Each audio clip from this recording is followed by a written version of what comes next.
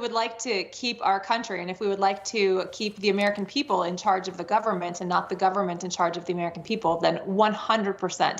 This is absolutely election interference. They're scared of Donald Trump. They know that they can't beat him in the polls, so they're doing everything they can to try to manipulate the process so that they can get rid of him. This is a voter issue.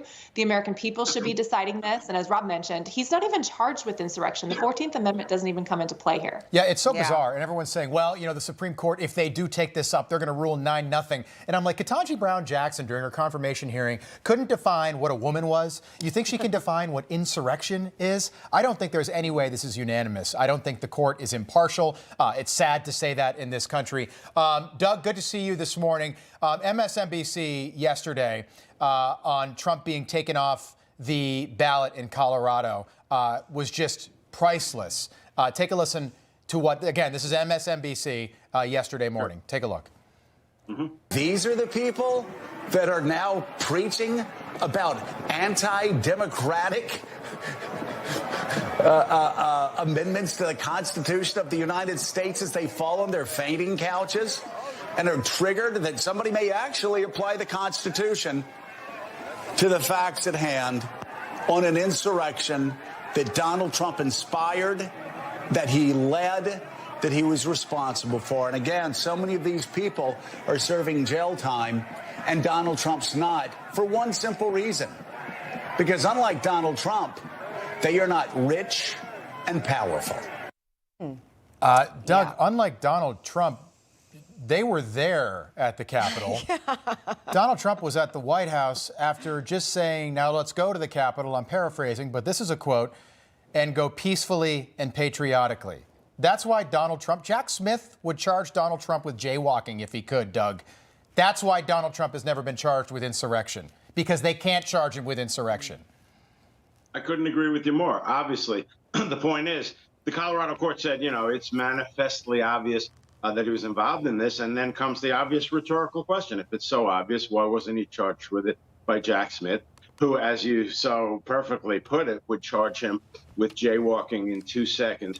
But back to Mr. Scarborough, he has not read the Constitution, guys, because everybody's talking about Section 3 of the 14th Amendment. But take a look at Section 5, very, very important. It says that Congress shall have the power to enforce the article, the entire article. And the point is, it's crystal clear that the courts, the Colorado courts, any courts have no role. Congress has to adjudicate it, and it's right in the text of the amendment, guys.